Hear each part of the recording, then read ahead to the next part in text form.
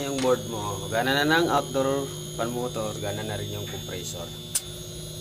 Yun, so nagpalit tayo ng IPM. So ito yung board na naghahanap na sikanhan o brand new.